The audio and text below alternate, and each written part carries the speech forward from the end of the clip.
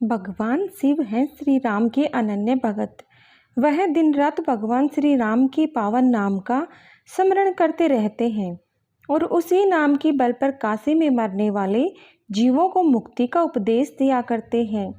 जब उन्होंने सुना कि उनके इष्ट देव श्री राम का अवतार अयोध्या में हो गया, तब उनके हृदय में भगवान श्री राम के दर्शन की लालसा अत्यंत ही बलवती हो गई। वह सोचने लगे कि भगवान का दर्शन किस तरह हो।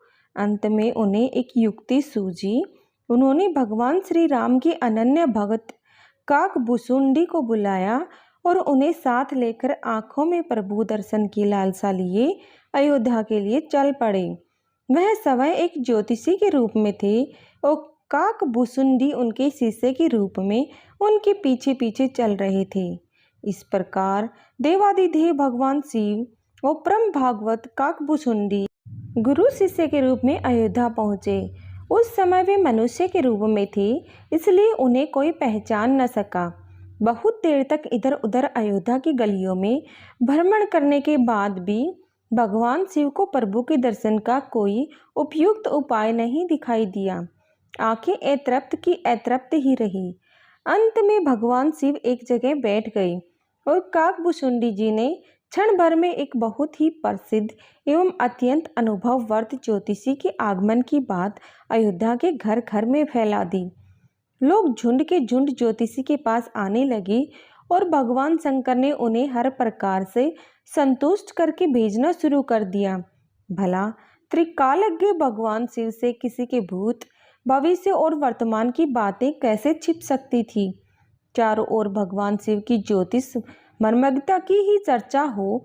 कुछ समय में ही ज्योतिषी की विशेषता की चर्चा राजभवन की दासियों ने सुनी और उन्होंने भी अपने बच्चों के भविष्य की जानकारी ज्योतिषी महाराज से प्राप्त की।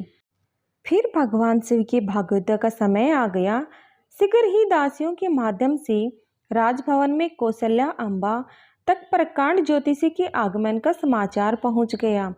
जल्दी ही भगवान शिव को सम्मान के साथ कौशल्या के महल में दासियों के द्वारा बुलवाया गया। भगवान शिव के आनंद का तो पारावार ही न रहा। जब उन्होंने सर्वोत्तंत्र प्रभु को कौशल्या अम्बा की गोदी में बैठकर मंद मंद मुस्कुराते हुए देखा, तो उनके मुख से बरबस ही शब्द फूट पड़े। व्यापक ब्रह्मा निरंजन निर्गुण विगत विनोद सो अजय प्रेम भक्ति बस कौशल्या के गोद। भगवान शिव का राजमहल में यथोचित सत्कार किया गया।